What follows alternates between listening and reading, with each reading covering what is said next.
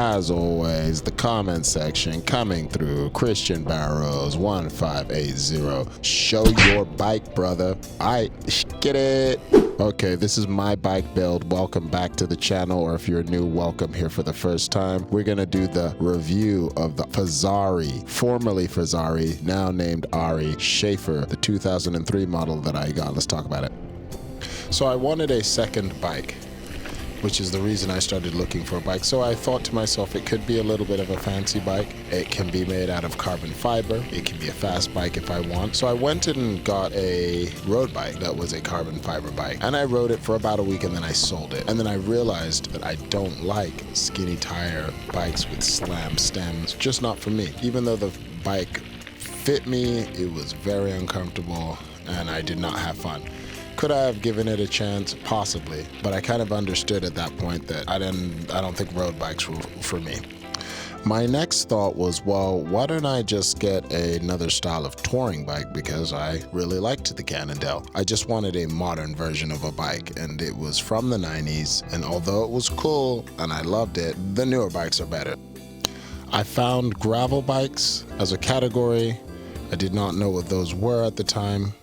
But the more research I did, the more I was like, okay, this is definitely up my alley. The things that I loved about the touring bike was that it was upright, even though it was drop bars.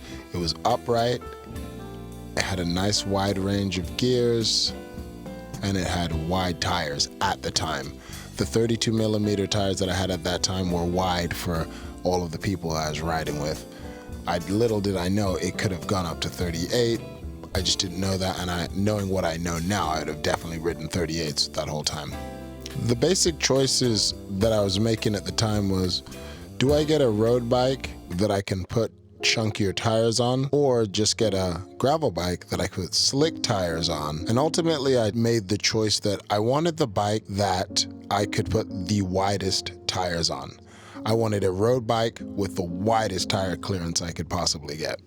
Having formerly ridden a Cannondale, the first place I started was the Cannondale Topstone. I checked that one out. I checked out the Canyon Grail. I looked at gravel bikes on Bikes Direct, and I checked out the Ribble Bikes, the English company. I checked out their website, Ventum Bikes, Obed Bikes, Bikes Online, anywhere you can name. I was just looking at bikes, Polygon bikes. But eventually, I stumbled upon the Fezzari company. At the time was called Fezzari. Again, just an online, it might have been 99 Spokes, their video, but they talked about some great gravel bikes under $2,000. And so I went ahead and checked out their site, and it looked like, what I did like about Fezzari is that it seemed like they had a strong background in mountain biking. And I really love the category of gravel because I just like the hybrid of a road bike, but very rugged at the same time.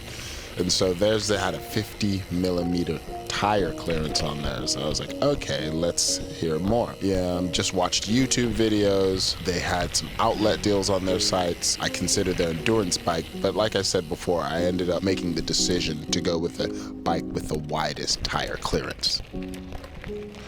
When purchasing a bike online, it was important for me to have a real human to talk to. And I realize in hindsight, that's probably what pushed my decision to go with most of the bikes that I ended up getting. The Shafer, the Fezzari Shafer, and the Poseidon X, the things they had in common with they're both US-based companies that I could call the rep and actually just talk to them about the bike in a reasonable hour frame. I didn't have to get up in the middle of the night or whatever. You know, Utah, the Fezzari company is a couple 2 to 3 hours difference, and Poseidon has the same time as I do. So being able to talk to them, get me fired up over the bike, any questions I had, and you know me being a nerd, I had a lot of questions. I didn't know what gravel bikes were. I didn't know what drivetrains were. I didn't know what tubeless tires were. I didn't know anything. So a lot of the things I talk about on this channel, or the inspiration for this channel, is just the research that I did to update my knowledge on bikes from a 1990s model that I had then to all these new innovations, hydraulic disc brakes. These were like spaceships to me compared to the bikes I was riding at the time. Like when I was like carbon fiber body, 50 millimeter tires, hydraulic brakes. This was through axle spacing. to be honest, I didn't fully know what I was buying until later, until I did even more research after. And I realized I got a good bike and I got an incredible deal. And this is one of the blurbs on their site that intrigued me. We could have gone lighter on the frame, but we wanted to be sure that this bike passed the XC by testing standards, which are tougher compared to road standards that many gravel bikes are tested to. Who also passed a rear impact falling test to be sure it can handle huge amounts of abuse. The rear impact test is not one that's required to pass safety, but we did that on our own. I ended up getting their GRX model, the Shafer Comp GRX 400 mechanical group set, Fulcrum Rapid Red 900 aluminum wheels. I ended up paying $2,000 initially, or $2,400 initially, but the price that the person online gave me was different from the one on the site. And because the bike took a decent amount of time to deliver, it took about 6 weeks to deliver. It could have been 6 to 8 weeks to deliver. The price came down even more from the price I initially paid, which was, even lower. So they were, again, dealing with people over the phone. They were able to give me prices, slash money off and give me a refund. Another beautiful thing about Fezzari is the rep that I worked with, I was able to text with them during business hours. So any problems I had, and I did have a few problems, they were able to follow up with me and sort out the problems. Now, when you get a bike on their outlet deals, they usually give you a 30-day ride it, and if you don't love it, you send it back guarantee. But on these outlet deals, they do not give you that. And so, but the price that they gave me at the end of the day was less than what they sell frame sets for. So I paid like $14.99 for it with all the shipping and the taxes and whatever. But they sell complete frame sets now a year later for $16.99 or something. It's more than what the whole build was. So for $1,500 for a carbon gravel bike that can clear 50 millis is a great deal to me. Now, the website is really great at getting you hyped. You can basically customize your bike on the website. You put in your measurements to make sure you get the correct fit. They won't sell you the bike without putting those measurements in, so you got to measure your body, or either or you've had a bike fit. You can customize your wheels. You can put a dropper post. You can put a suspension fork on it. And so it's really cool at getting you fired up and looking at all the different options and pricing them out and realizing, okay, I got to get this outlet deal. Any bike that you buy, they can customize for you, because I'm getting the impression that they just have the components and they build it up after you order it. I mean, it did take 6 weeks for them to get the bike out to me. When I first got it, it looks amazing. Quite frankly, it's a dream bike. It looks amazing. The frame is awesome. It's rugged. The drop bars, it just look cool. It can handle 650B wheels also if you wanted it. I got the XL frame, 27.2 millimeter seat post. Like I said, through axle spacing, Shimano GRX 400 2x10 with an 1136 cassette in the back, hydraulic brakes, 700C Maxxis Rambler tires, FSA crankset, Fulcrum 900 wheel set, no pedals, which is completely fine because I'd rather not get a set of cheap pedals and just put my own on. Now let's give this bike some grades as if it were in Bicycle University or something. Okay, so the frame, it's an A. The frame, it's so sturdy and rugged, and it's just great. And it's vibration absorbing, comfortable. Love it. What can I say? Components, C+. I did not love the components. And if you've seen some of my earlier videos, maybe not so well done videos because I was just starting out, but I did change the drivetrain of this bicycle. And I can talk about the upgrades that I did in another video. The build is a C-. The way they put it together, there was chain rub right off the gate, and I was never really able to have a great riding experience on that drivetrain until I changed it, until I got it changed. So the way it was put together was not amazing. The wheel set, I give a B-. The wheel set is decent. Right off the gate, you can get decent times on it. I haven't been super significantly faster than any of the other wheel sets I've upgraded it to, though the ride feel of the other wheel sets is a lot better and everything like that. But you know, it's a stock wheel set to get you out the door, get you onto the road, get you onto the gravel paths. It was taped with tubeless, so I really got to give it a good grade on this one. The fit, B+, I think is really great fit. Maybe the stem could be longer, a little bit, reach more, but I can't complain. I could possibly get a bigger frame, but I'm very comfortable, so I can't really complain. Maybe I should get an A-. And the value, A-, maybe even A+. It was a great value. For all the things that I've gotten for this bike, if I had more knowledge when I bought this bike, I could have made more of the value. I'd have probably just stripped the drivetrain, because again, not knowing anything when I bought the bike, I wasn't sure if a 1x was for me, so I was really nervous about that. So I intentionally got the GRX, and I was happy to get the GRX because it was a 2x at the time. Knowing what I know now, I would not get a 2x system. I'd probably get their Axis Apex or a SRAM. They have a SRAM 1x.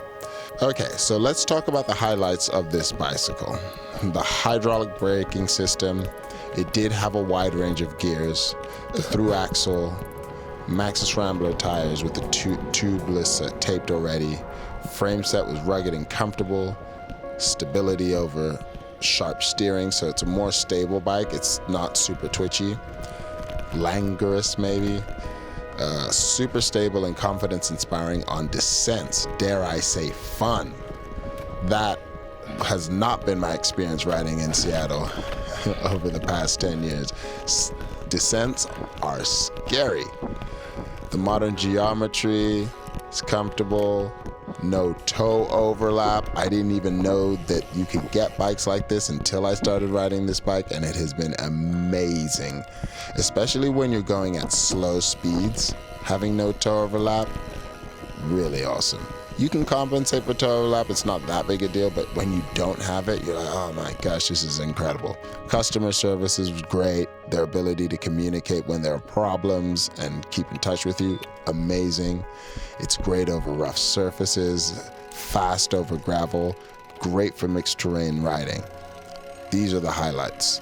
The unfortunate parts of the purchase. The poor shifting with the front derailleur. Much of the drivetrain failed.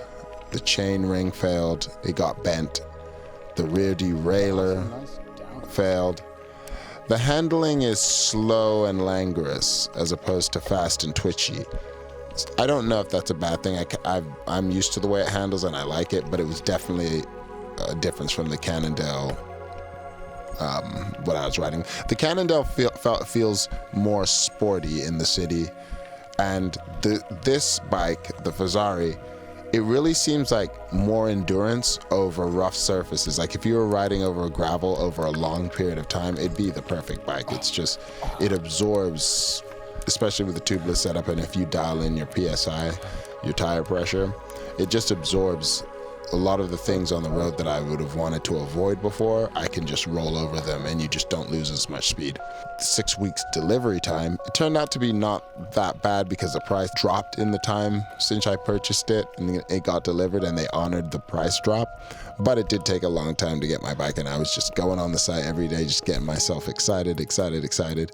The saddle was not rideable, you had to change it. I didn't love the flare of the handlebars. They were way too wide, and so it made going into the drops uncomfortable. So again, that goes back to the components.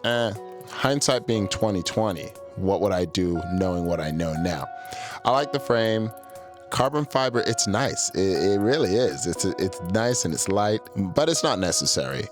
I might have gotten a frame that is aluminum or something, just so I feel chiller with it. I feel like I could lock it up, even though the intention of this bike was to be sporty and not have to lock it up and just go for rides and come home. You know, I don't know. But I would say it's nice. I mean, it absorbs everything really well and it's super comfortable. This bike was frustratingly built. It took so long for the bike to feel like it's mine. And it took so long for me to feel that I could fully enjoy it. It was like all of this period of me being like, I see the potential of it, but it's just not fun to ride right now. The Poseidon was way more fun way out the gate, but I could see where it could be fun. I had moments of joy, but it just was never a consistent mechanical success with the bike. So that just gave me such lack of confidence in it and just made it sad to ride. And plus you're riding in the winter in horrible conditions. The experience of it was just really had to stick through it at first. But once I did, this bike is awesome. Once I changed it to that 1x10, it goes so hard. So the frame is such a great platform to build off of. And like I said, had I known what I know now, I could have just stripped all of that 2x out and put what I wanted in it. So that's that. Anyway, that's my review of the Fezzari Shafer. I think it's a freaking awesome bike. I think even at the prices they are now, it's a great bike.